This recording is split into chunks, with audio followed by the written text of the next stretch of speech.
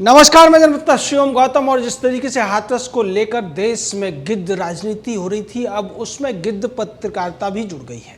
जी हाँ, जिस तरीके के कुछ ऑडियो सामने आए हैं उसके बाद ये पता चलता है कि राजनेता ही नहीं बल्कि कुछ मीडिया चैनल भी इस पूरे मामले को अपने फायदे के लिए, अपनी टीआरपी के लिए किस तरीके से भुना लेने की कोशिश में लगे हुए हैं, उसका खुलासा हो गया है। तनुश्री नाम की आज तक चैनल की एक रिपोर्टर को, जो मृतका है, उसके भाई से जिस तरीके की बातें करते हुए सुना गया है, उसमें वो कहती है कि वो अपने पिता को इस बात के लिए राजी कर ले और उनका एक वीडियो बना ले जिसमें वो ये कहे कि प्रशासन ने दबाव डाला है, इसलिए हमने उनसे पैसे लिए हैं, मुआवजा लिया है और हम उनकी बात से संतुष्ट नहीं हैं। हम चाहते हैं कि सीबीआई से इसकी जांच हो।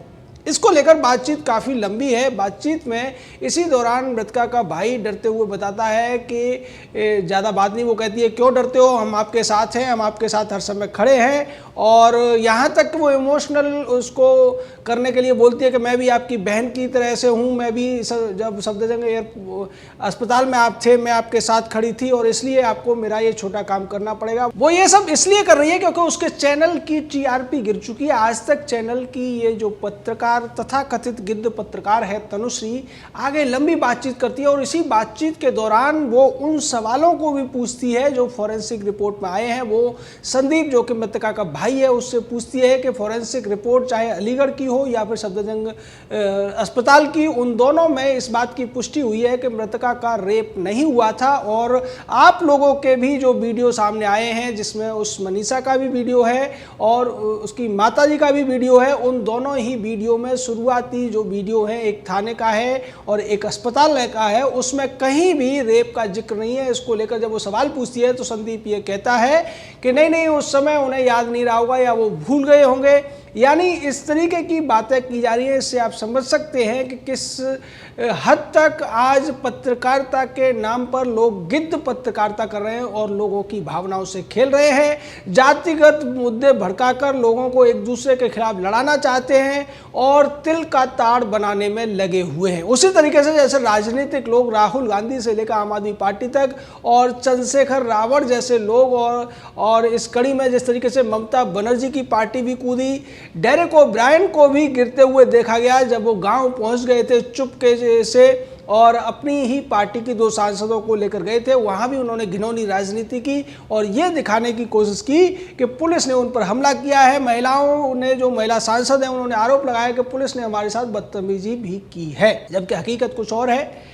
गांव के अंदर एसआईटी अपनी जांच में लगी हुई है, लेकिन एसआईटी क्या पूछ रही है, क्या बताना है, ये सब भी फोन के माध्यम से इस तरीके के गिद्ध राजनेता और गिद्ध पत्रकार मृतका के परिवार वालों को बताने में लगे हुए हैं। इसका भी खुलासा अन्य जो ऑडियो मिले हैं उससे हुआ है। एक ऑडियो में जो मृतका की कोई रिश्तेदार है, वो भाई से कहती है कि आप किसी भी तरीके से, जो सरकार पैसा दे रही है, सरकार आपको कह रही है मुआवजे के लिए और आपकी सहायता के लिए, उस पर किसी तरीके से मानना नहीं है, आपको विरोध करना है।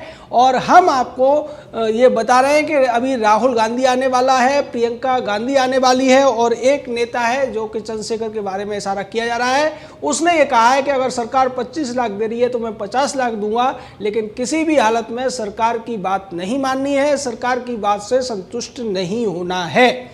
ये सब बातें ऑडियो के माध्यम से बाहर आ रही हैं। उसी तरीके से जैसे तनुश्री कहती हुई नजर आती है कि आप अपने पिताजी को किसी तरीके से मना लीजिए, किसी भी तरीके से वो ये बात कह दें कि मैं जो मुख्यमंत्री हैं उनकी बात से संतुष्ट नहीं हूं और उनके दबाव में आकर मैंने पहले कह दिया था कि मैं संतुष्ट हूं।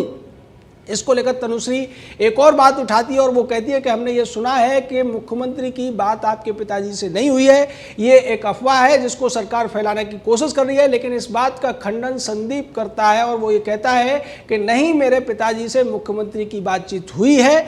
तो इस तरीके की अफवाहें फैलाकर या परिवार के लोगों को गुमराह करके या उन्हें बरगला कर वीडियो बनवाकर जो कुछ ड्रामा रचा जा रहा है, उससे आप समझ सकते हैं कि न तो राजनीति का इससे कोई लेना दे रहा है और न इस तरीके की पत्रकारिता का। पत्रकार जो हैं वो टीआरपी के लिए गिद्ध बन गए हैं और राजनेता वोटों के लिए गिद्ध बने हुए हैं। उनकी नज़र यूपी के चुनावों को लेकर है। समाजवादी पार्टी हो, कांग्रेस पार्टी हो या आम आदमी पार्टी हो, जिस तरीके से अपना घिनौना रूप इस पूरे के पूरे प्रकरण में दिखा रहे हैं, उसको देखकर लगता है कि अब आने वाले समय में इसी तरीके की और ज़्यादा घिनौनी घटनाओं को ये लोग अंजाम देंगे।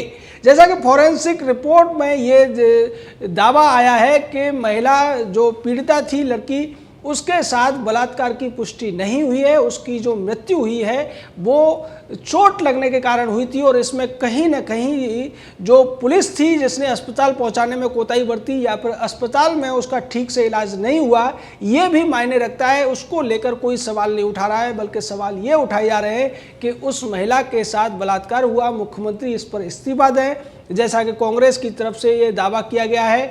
दूसरी तरफ कम्युनिस्ट पार्टी के नेता हैं, वो भी दिल्ली में इस बात को लेकर प्रदर्शन करते हैं। यानी कि सच को कोई भी जानना नहीं चाहता है, वो सिर्फ और सिर्फ अपने हिसाब से सच थोपना चाहते हैं। परिवार के लोग स्पष्ट तौर पर बोल चुके हैं, उस लड़की के पिता बोल चुके हैं कि उत्तर प्रदेश सरकार ने जो कहा है, एसआईटी जो गठित की है, हमें उस पर विश्वास है और एसआईटी को 7 दिन के भीतर अपनी रिपोर्ट भी देनी है। ये बात भी पहले से तय हो चुकी है, जिसमें से 3 दिन अब निकल चुके हैं। यानी कि 4-5 दिन में एसआईटी अपनी रिपोर्ट दे देगी। उसके साथ साथ उत्तर प्रदेश के मुख्यमंत्री का जो बयान आया है कि किसी भी हालत में किसी भी दोषी को बख्शा नहीं जाएगा, उनका समूल नाश किया जाएगा और साथ में ऐसा दंड दिया जाएगा जिससे कि आने के वाले समय के लिए ये एक उदाहरण के रूप में सामने आए। इसके बावजूद कुछ गिद्ध राजनेता हैं, वो सीधे तौर पर मुख्यमंत्री का इस्तीफा मांग रहे हैं। वो इस पूरे मामले के लिए मुख्यमंत्री को दोषी ठहरा रहे हैं और ये कहने की कोशिश कर रहे हैं कि यहाँ पर ठाकुरवाद ने दलितों के ऊपर अत्याचार किया है। जबकि इसको लेकर हमने भी पड़ताल की और हमने बूलगढ़ी के आसपास के जो गाँव हैं उन 2-3 गाँवों में संपर्क किया और इसकी वजह मैं बता देता हूँ। ये जो बूलगढ़ी का इलाका है, हमारे जो पैतृक गाँव है उससे 10 किलोमीटर दूर है और इसीलिए हमने वहां संपर्क करने की कोशिश की। तो वहां जो स्थानीय बातें निकल कर आ रही हैं उसमें यही है कि बलात्कार जैसी किसी भी घटना के बारे में कोई चर्चा यहां 14 से लेकर 22 तारीख तक नहीं थी।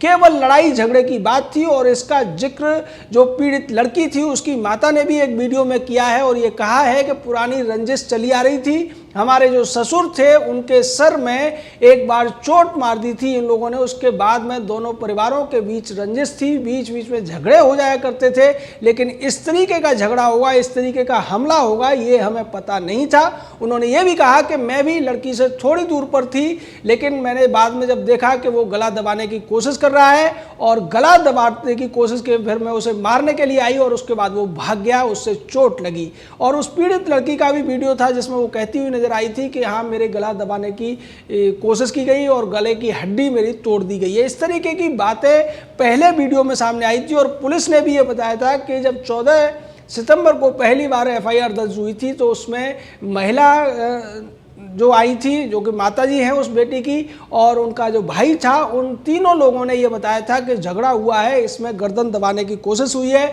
और उसकी वजह से चोट लगी है।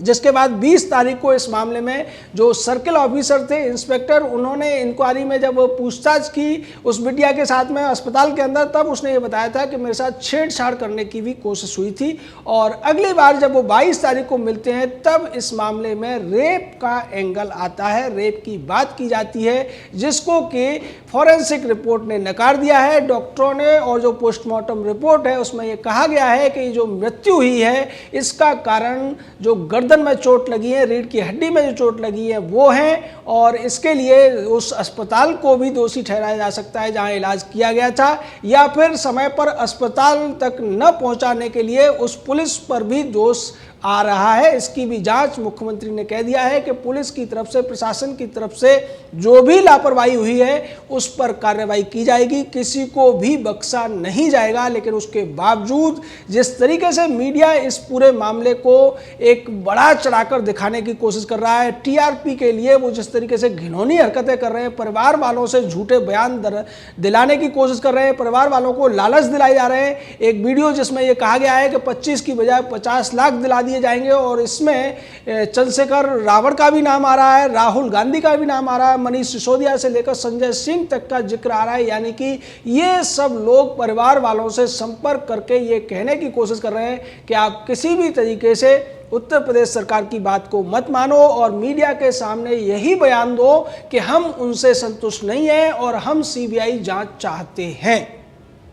यानी पूरा मामला ये अपने फायदे के लिए परिवार को निशाना बनाने की कोशिश कर रहे हैं, परिवार को मोहरा बनाने की कोशिश कर रहे हैं। और जिस तरीके से परिवार इस पूरे मामले को लेकर परेशान है उसका जिक्र उस ऑडियो में भी होता है कि परिवार वाले बोलने को राजी नहीं है। संदीप से जब तनुश्री बात करती है तो संदीप अनमने मन से बात करता है और बार बार ये कहता है कि नहीं ऐसा नहीं हो पाएगा, पिताजी इस तरीके से बात नहीं करेंगे, वो इस पूरे मामले पर अभी कोई बात नहीं कर रहे हैं, कोई वीडियो नहीं बनेगा। लेकिन बार बार आज तक चैनल की ये रिपोर्टर ये कहती है कि आप किसी भी तरीके से वीडियो बनवा दो और फिर हम आपके साथ पूरी तरीके से खड़े रहेंगे और आपका फायदा करा कर रहेंगे। इस तरीके की बातें की जा रही हैं। वहाँ जो पड़ोसी हैं बूलगढ़ी के, वो ये कह रहे हैं कि इस मामले में अगर मीडिया और राजनीति न रही होती तो अब तक जो अपराधी है वो तो जेल चले ही गए हैं और परिवार भी इस दुख से उबरने के लिए मजबूत हो गया होता, उनको भी थोड़ी बहुत ताकत मिल गई होती। लेकिन चूंकि मीडिया वाले और राजनेता इसमें राजनीति कर रहे हैं और इस तरीके से परिवार को एक और प्रताड़ना से बार बार गुजरना पड़ रहा है और इसको रोके जाने की जरूरत है, ये गांव वालों का कहना है। गांव वालों ने यह भी कहा है कि ये जो रंजिश थी ये दो परिवारों के बीच थी, बाकी के किसी भी व्यक्ति का इससे लेना देना नहीं है, जैसा कि मीडिया द्वारा उड़ाया जा रहा है और राजनेताओं के द्वारा कहा जा रहा है कि ये एक जाति विशेष का आतंक है, ये दबंगों का आतंक है दलितों के ऊपर, जैसा कुछ नहीं है। गांव के तमाम लोग ये कहते हुए नजर आ रहे हैं कि अगर इसमें इस तरीके की राजनीति न रही होती तो गांव वाले ही उस परिवार को अब तक कब के जेल भिजवा चुके होते। लेकिन चूंकि इसमें राजनीति शुरू हुई और उस राजनीति के बाद आज पूरे गांव को कष्ट उठाना पड़ रहा है। गांव में आवाजाही बंद हो गई है, पुलिस को पहरेदारी करनी पड़ रही है क्योंकि एसआईटी जांच कर रही है और एसआईटी जांच के बीच में एसआईटी मीडिया को वहां नहीं आने दे रही है, किसी नेता को अंदर नहीं आने दे रही है। वजह ये है कि अगर ये लोग वहां जाएंगे तो गांव के जो लोग सच्चाई बता सकते हैं, जो पड़ोसी गवाही दे सकते हैं या सही तरीके से घटना का विस्तार पूर्वक बता सकते हैं, वो नहीं बता पाएंगे। उनको मैनिपुलेट कर दिया जाएगा, उनको कुछ चीज़ें सिखा दी जाएंगी, कुछ स्क्रिप्ट बता दी जाएगी और किस तरीके से मामले की जो सच्चाई है उसको बाहर आने से रोका जाएगा। इस वजह से पुलिस ने नाकाबंदी कर रखी है, लेकिन उसके बावजूद डेरेक ओब्रायन जैसे लोग उस नाकाबंदी को भी धता बताने की कोशिश कर रहे हैं। एबीपी चैनल की भी एक इसी तरीके की गिद्ध पत्रकार उस नाकाबंदी को तोड़कर जब अंदर पहुंचने की कोशिश कर रही थी, पुलिस ने उसको रोका और ये कहा कि आप किस चोर रास्ते से आई हो, तो उसने पुलिस पर आरोप लगा दिया और ये कह दिया कि मैं मीडिया हूं, आप मुझे चोर बता रहे हो, आपकी हिम्मत कैसे हुई। यानी कि हर चीज को ये बात का बतंगड़ बनाकर हर तरीके से इसमें टीआरपी बटोर लेना चाहते हैं। लेकिन सच्चाई धीरे धीरे बाहर आ रही है। ये सोशल मीडिया का जमाना है और सोशल मीडिया के जमाने में इतनी आसानी से ये जो बड़े बड़े गिद्ध चैनल हैं या गिद्ध राजनेता हैं उनकी सच्चाई बहुत देर तक छुपेगी नहीं। जय हिंद, जय भारत।